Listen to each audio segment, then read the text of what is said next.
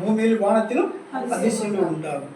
அந்த வார்த்தையின்படி பூமியில் வந்து பார்த்தீங்கன்னா ராஜஸ்தானில் போர் போடும்போது குளம் போல தண்ணி வந்து இருந்துச்சு. குளம் வெறும் கொஞ்சம் அல்ல, குளம் போல தண்ணி வந்து சொல்லி அதிசயமாக அது பார்க்கப்பட்டு பேசப்பட்டு அந்த செய்தியெல்லாம் வந்திருக்கு.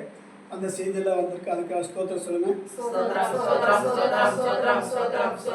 இப்போ பார்த்தீங்கன்னா வானத்தில் இப்போ நியூஸ் படி வானத்தில் பார்த்தீங்கன்னா பல மில்லியன் கணக்கில் சூரியனை விட வெளிச்சம் அதிகமாக, சூரியனை விட வெளிச்சம் அதிகமாக அப்படின்னு சொன்னால் நம்ம தாங்குவோமா?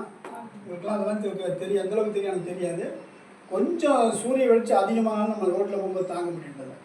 அப்போ வந்து பார்த்தீங்கன்னா அது பில்லியன் கணக்கில் அதிகமாகி அந்த வெளிச்சம் கண் போன்ற வெளிச்சமாக வந்து ஒரு நட்சத்திரத்தை விளங்கி விட்டதாம். என்ன அப்பேற்பட்ட அதிசய நிலவுகள் வானத்தில் வந்து நிகழ்ந்திருக்கு. அப்போ ஆண்டவர் சொன்ன தீர்க்க தரிசனம் நிறைவேறி விட்டது. இனி காலம் செல்லாது, நான் முன்பே சொல்லியிருக்கிறேன்.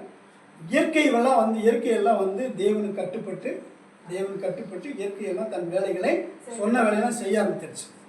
ஒன்று கூட நிற்பதில்லை. ஆனால் நம்ம தேவனுக்கு கட்டுப்பட்டு வார்த்தை கட்டுப்பட்டு நம்ம பரலோகம் போகிறதுக்கு ஆயத்தமாக இருக்குமான்னு கேட்டோம்னா நிச்சயமாக இல்லை. அதனால் இது எல்லாமே நம்ம வைத்துக்கொண்டு வருகிற காலங்களில் பரலோகம் போவதற்குண்டான ஆயத்தத்தை நம்ம ஆயத்தப்படுத்திக்கணும். ஒவ்வொரு நாளும் ஸ்தோத்திரம் சொல்லி நம்மகிட்ட இருக்க பாவங்களை அறிக்கையிட்டு வெளியிட்டு எந்த நேரத்தில் ரெடியாக இருக்கணும். எல்லாம் உங்களுக்கு சொல்கிறது என்னென்னா என்ன சொல்லுவாங்கன்னா, இன்னைக்கு தேவ சித்தத்தின்படி வருகை தள்ளி வந்தால் நாளைக்கு நான் பேசுகிறேன், நாளைக்கு ஒரு நாள் தள்ளி, ஒரு நாள் தான், நாளைக்கு ஒரு நாள் தேவ சித்தத்தின்படி அந்த நாட்களை தள்ளி வைத்தால் நான் மீண்டுமா உங்களுக்கு பேசுகிறேன் அப்படின்னு தான் சொல்லுவேன். அப்போ இன்னைக்கு தயாராக இருக்கணும் அப்படிதான் அர்த்தம். ஏன்னா எல்லா காரியங்களும் நடந்து கொண்டு இருக்குது.